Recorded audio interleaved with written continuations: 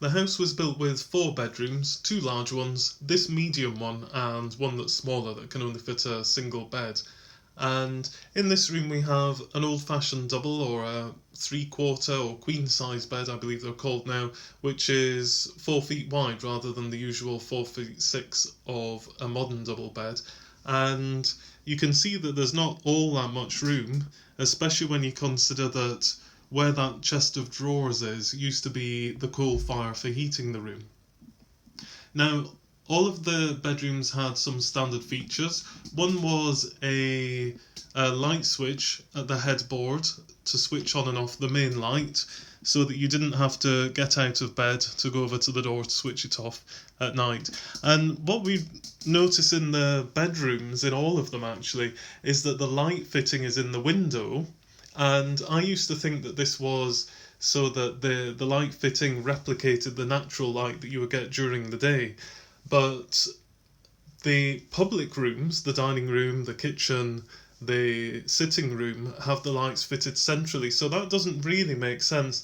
And it was suggested to me that the lights were put in the windows of bedrooms to avoid any embarrassing shadows, so that could be the case, but I've never seen it documented anywhere.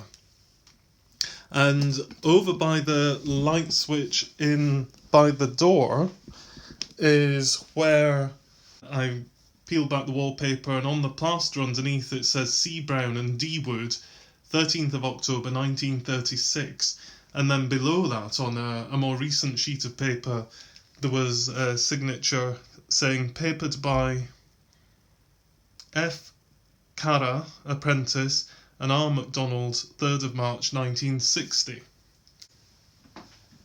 Although many bedrooms did have an open fire to heat them, I understand from visitors in the past that they were generally only lit in case of illness, and otherwise you just had to wrap up warm. Here are some things that would help you to keep warm back in days before central heating.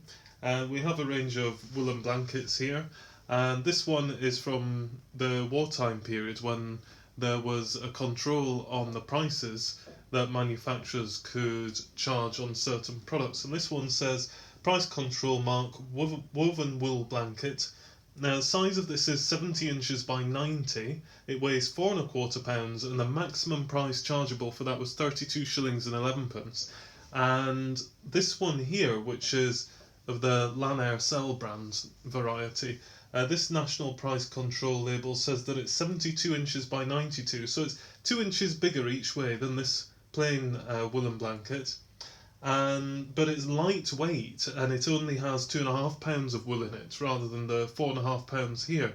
However, it costs 6p more at 33 shillings and 5 pence rather than 32 and 11 pence. And it would appear that that's because the cellular blanket is a more premium product. And in the advertisement here, it says that these blankets are warm in the winter and cool in the summer, and that they are chosen by Her Royal Highness the Duchess of York. So you are clearly paying a premium for the more quality product. And I have to say, we use these blankets still, along with the eiderdown. You can see the eiderdown underneath here.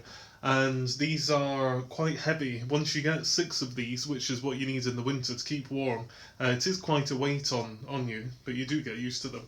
Now there are also some other products here which help people to keep warm, and this is the Stone Pig kind of hot water bottle, as they were known.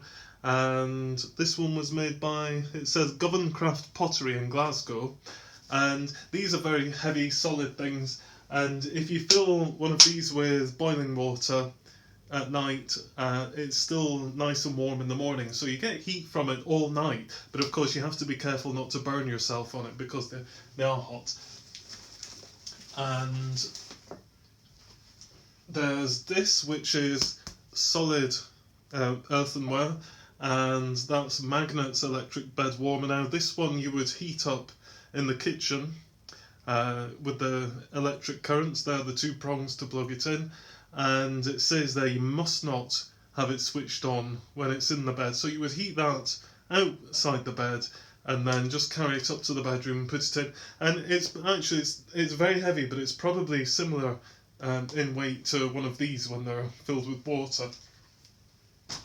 And moving into the modern age, we've got the Verit electric bed warmer here, which is a Bakelite version of the water-filled hot water bottles, but this one plugs into the electricity, and you plug that in, leave it in your bed for an hour or so before you get in, just to air the bed.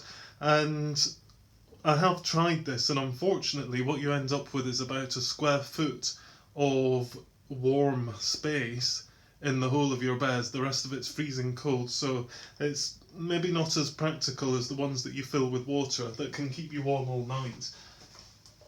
And this is a similar product, but it is made to look like a rubber hot water bottle, but it's actually Bakelite, and that's the Rothermal electric heater. And it says here that in addition to using them to heat your bed, you can air a child's pram by putting it in for half an hour, or you could put it underneath your feet to use as a foot warmer, or have it on your lap. So this is meant to be a more adaptable product, and is shaped so that you can put it against your body more easily than this kind of thing.